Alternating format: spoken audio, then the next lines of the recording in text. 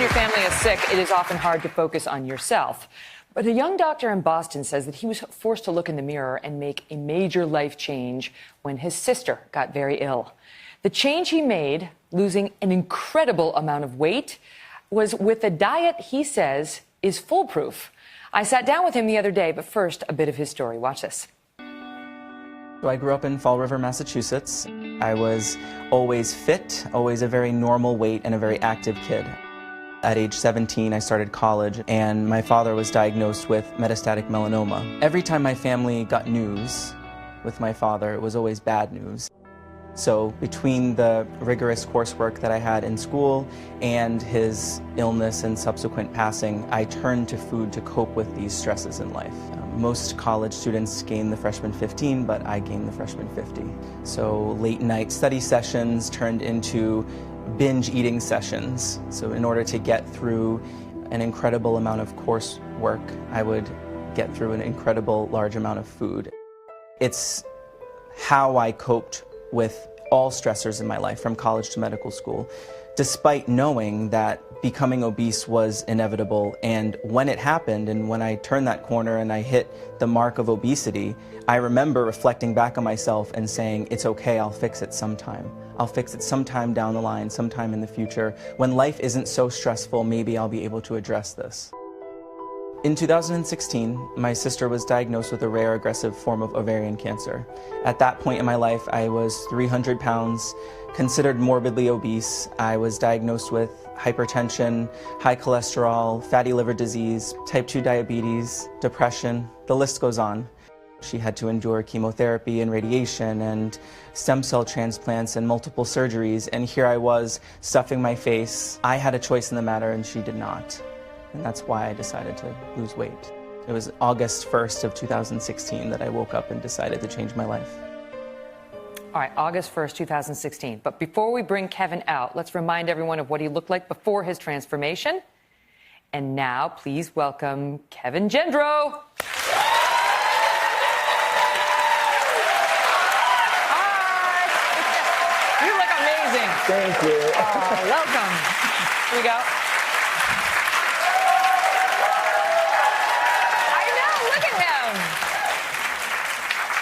You look spectacular. Thank you so much for having me, and thank you for that. How do you feel? I feel incredible. I feel younger than ever, honestly.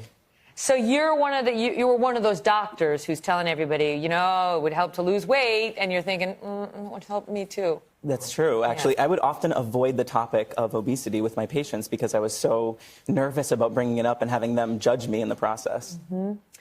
Was Rachel's whole process, her getting sick, I mean, was that the thing that ultimately would change it for you? Totally. You know, my sister, with her cancer journey, it was very parallel to my father's. Unfortunately, she underwent chemotherapy, radiation, stem cell transplants, surgeries, and every time we got news, it was always bad. And, you know, there's some form of, like, post-traumatic stress disorder when it comes to getting news like that, bad news. Similar to your dad. Very similar. Similar. Yep. Over and over again, bad news. And, you know, with my father, I turned to food, and with her, I decided to take control of my life and take control of the things that I was putting in my body. She did not survive. Right. She passed away in June of last year. And so what was it? I mean, how did you get to that place in August of 16 where you said, just no more? Because there's so many people out there struggling with weight who can't find that I'm going to change it moment. Right. I think that's one of the pivotal parts of my weight loss. Probably the first and most important part was finding that motivation. You know, for me, it was a combination of my sister's diagnosis. She had no choice in the matter with the cards that she was dealt, and I seemed to be choosing to be unhealthy. So I was basically eating my feelings, eating processed carbs and chips and cookies and crackers every single day while she lay in a hospital bed of no choice of her own. So what did you cut out first in your eating? So what I did was, it was August 2016, and I decided to cut out all processed carbohydrates and switch to a whole food diet. And at the same time, I started calorie counting with the app, MyFitnessPal. Okay, and you were consuming what? How many calories a day?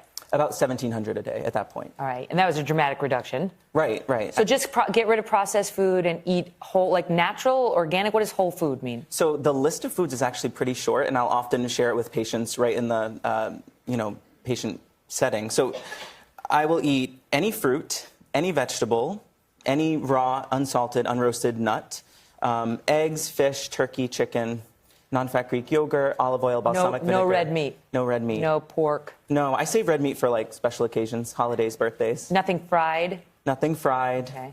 So no pasta, no bread, no cookies, no crackers, no chips. No fun. No fun of any kind.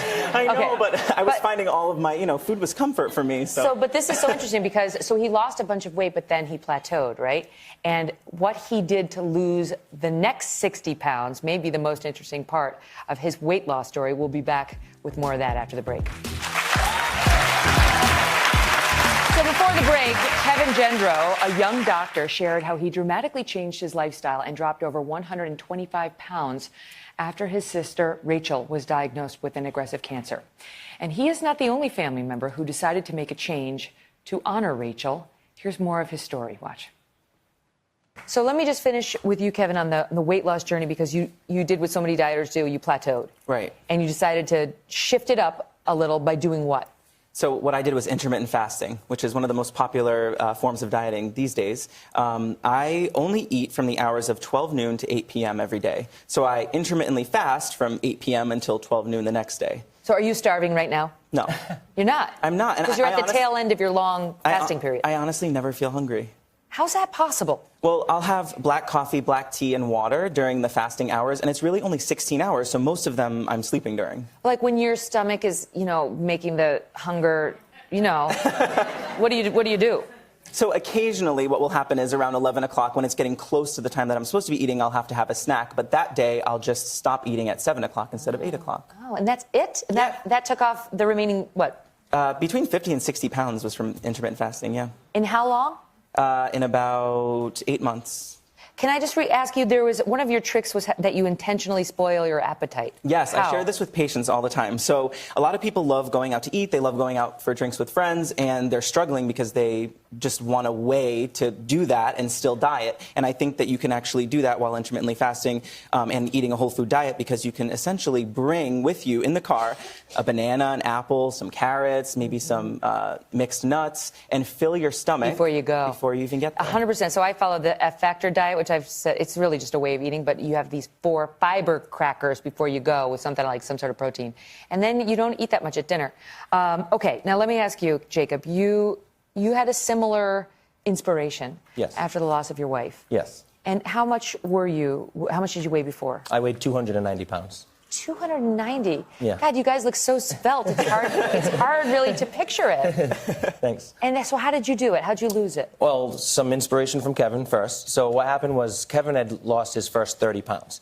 My wife was sick, so she was going through her cancer treatments, and, things weren't going well. And then in January of 2017, we got some bad news that really made up my mind and made me realize that she probably was not going to win the fight.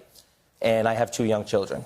So at the time, my son Henry was 2, my daughter Sophia was 6. They're 3 and 7 now. So here I am, kind of like what Kevin said earlier, weighing 290 pounds. Now I know that I'm going to be a single dad. And again, seeing my wife and not being able to help her, seeing how sick she was, and I couldn't do anything for her. But I could do something for myself and for my kids and to honor her. So Kevin had lost his first 30 pounds, and I saw how fast and how quickly he got rid of it. So I said, it's time for me to make a change as well. So if I'm going to be a single father going forward, and I have to teach these kids how to persevere when life kicks you, you have to get back up.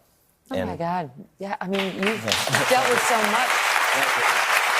Your family has been through a lot these past couple of years. You've been through a lot. So, I mean, really, you did it for your kids. And did it for my kids and for myself, of course, Was it the whole food thing? Like, how did you start? I picked Kevin's brain. I downloaded the MyFitnessPal app as well. You put in your age, your height, what your goal is, and it tells you how many calories per day to eat. I went pretty extreme, and I went to 1,500 calories per day, which was hard. And I'm the guy that my obesity was because of my negligence. I just ate whatever I wanted to, whenever I wanted to, and I loved food. So you started paying attention. Correct. And that's a big part of the battle. Well, I never paid attention before, and it used to be I was always the butt of the jokes, and I was kind of the funny fat guy at the family parties. It would always be, how many plates is Jake gonna eat today? And you guys remember, and it was always the joke of everything. And I just I work in sales, and I'm on the road a lot, so I go to a lot of gas stations to use the restroom while I'm on the road.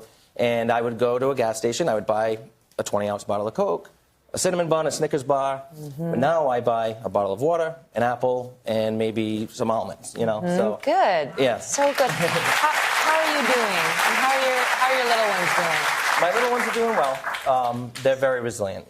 My kids are great, and they're my reason to keep going. And that's the thing is, I wanted to teach them. So at a young age, when they don't really understand the full concept of everything that has happened, I want them to someday look back and say, when things got rough and the worst possible thing that could happen happened to my dad, instead of going one way, he went the other way, and he changed his life for the better. And I did it for them, because how could I be almost 300 pounds and come home and do everything that Rachel did on a day-to-day basis? Because now I have to do what I've done on a day-to-day basis, plus what she used to do, which was a lot, So She'd be so proud of you, right? Thank you. Wouldn't she be proud of both of you guys so much for taking care of yourselves? Thank you. Thank you so much. Thanks for telling us your stories. Congratulations. And I want to tell you that Kevin has been chronicling his weight loss journey for Today's Health. You can see it at today.com/Megyn Today for more information. We'll be right back. Hello, Today fans. Thanks for checking out our YouTube channel. Subscribe by clicking that button down there and click on any of the videos over here to watch the latest interviews, show highlights, and digital exclusives.